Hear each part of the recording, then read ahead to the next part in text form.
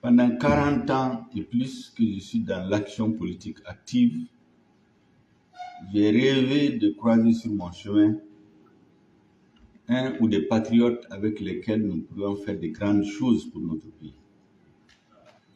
Et je crois ne jamais regretter d'avoir dit ça. Je crois que j'ai retrouvé cet homme-là le 7 juin 2021, lorsqu'il m'a remis le décret de nomination en tant que Premier ministre. Et surtout que je savais toutes les pressions inimaginables qu'il a subies pour changer de Premier ministre, mais il a tenu bon. Je me suis donc engagé, moi aussi, ce jour-là, à ne jamais trahir sa confiance, à ne jamais trahir l'espoir que les Maliens ont fondé dans ce changement, à ne jamais trahir l'espoir de ces millions de Maliens qui ont manifesté des mois durant pour obtenir le changement.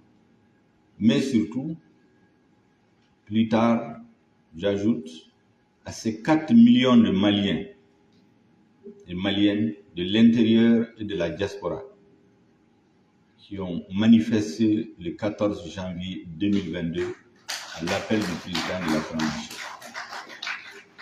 J'ai dit souvent dans mes discours que c'est ce jour-là, c'était jouer le destin de la transition. Si ce jour-là, le peuple n'avait pas répondu à l'appel du président et du gouvernement, nous aurions tiré les conséquences. Mais les Maliens ont montré ce jour que le gouvernement qui dirige le pays aujourd'hui, le chef de l'État qui incarne aujourd'hui la souveraineté nationale, l'indépendance de notre pays, ils se reconnaissent dans leurs faits et leurs gestes et leurs propos. C'est ce que les Maliens ont montré ce jour-là. Ça nous a rendu encore beaucoup plus soucieux de continuer à mériter la confiance du peuple malien. C'est donc pour vous dire que les gens parlent souvent de duo, d'autres parlent de couple. Trouvez les termes que vous voulez. Ce qui est sûr, nous travaillons dans une grande complicité positive dans l'intérêt de notre pays.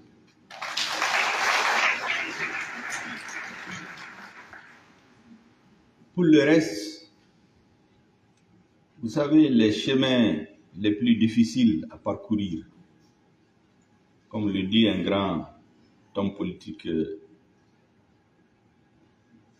chef militaire vietnamien des années de guerre d'indépendance, les chemins les plus difficiles à parcourir,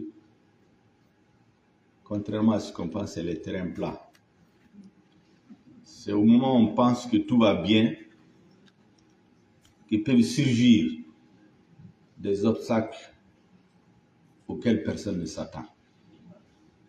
Et c'est dans ces moments aussi qu'il faut vérifier et tester la solidité des relations, de la confiance entre un certain nombre de responsables.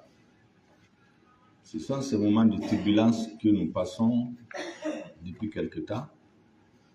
Mais l'assurance que je voulais donner aux uns et aux autres, c'est que le président de la transition, comme je dis, pas le destin, est aujourd'hui le chef de l'État du Mali. Je dis, c'est le père de la nation, l'aîné sans être le plus âgé. Et dans notre société, lorsque le père des familles tranche, les enfants doivent l'aider à réaliser ce qu'il a décidé. Et donc tout ce que vous pouvez entendre, tous les malentendus qui peuvent être dits, sentis ici et là, y compris par beaucoup de Maliens qui sont blessés par certains événements, l'assurance que je peux vous donner, c'est qu'en ce qui concerne le gouvernement, ce qui se passe et se dit n'entache en rien la confiance que personnellement, je pense que le président et nous gardons l'estime réciproque l'un vers l'autre. C'est le plus important. Parce que dans l'histoire de toutes les nations, toutes les grandes nations que vous voyez, qu'on peut citer, il y a des périodes dramatiques, il y a des périodes difficiles, il y a même des périodes où ils étaient menacés de disparition, des guerres civiles, des grandes épidémies, des conflits politiques, des guerres venues de l'extérieur qui ont failli faire disparaître leur nation. Leur chance, c'est qu'à un moment donné, 1, 2, 3, quelques fils et filles du pays se sont retrouvés et ils se sont dit, faisons en sorte que nous relevions notre nation, que notre nation ne disparaisse pas, qu'elle se reconstitue et qu'elle devienne grande. Tous les pays que vous voyez au monde comme les grandes puissances, dans leur histoire, il y a eu des moments comme ça. Je peux me tromper, mais mon intime conviction, c'est que notre pays étant menacé de disparition, c'est quand les terroristes occupent 80% des territoires d'un pays, on ne peut plus mener aucune activité, on ne peut pas se déplacer, sauf quelques grands centres. Le pays était pratiquement en voie de disparition. Et Dieu, me semble-t-il, qui veut que le Mali se redresse, a créé les conditions pour que certains de ses fils se retrouvent. Ils montrent le chemin, ils tracent la voie et le peuple les accompagne. Sans le soutien du peuple, aucune bonne intention des dirigeants ne peut aboutir.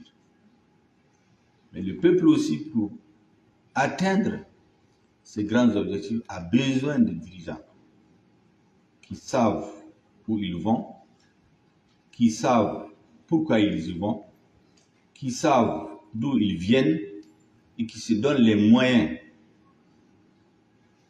de faire l'ingénierie du processus politique, militaire, économique, social pour arriver à l'objectif qui est le redressement de la nation.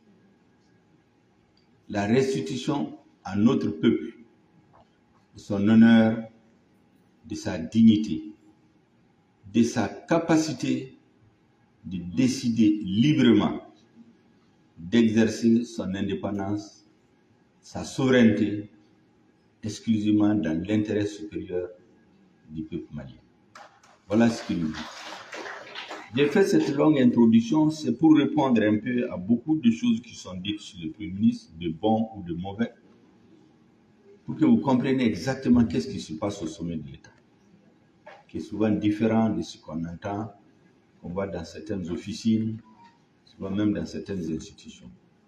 Aujourd'hui, notre rôle en tant que gouvernement, c'est d'aider le président de la transition à faire aboutir les grands objectifs qu'il s'est fixés, qu'il a annoncés au tout premier Conseil des ministres.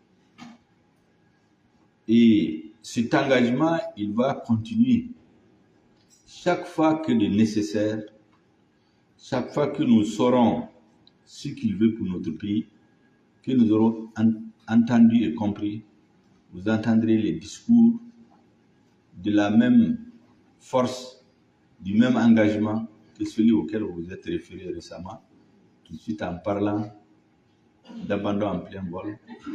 Vous ne serez pas abandonné en plein vol, notre peuple, parce que nous avons un chef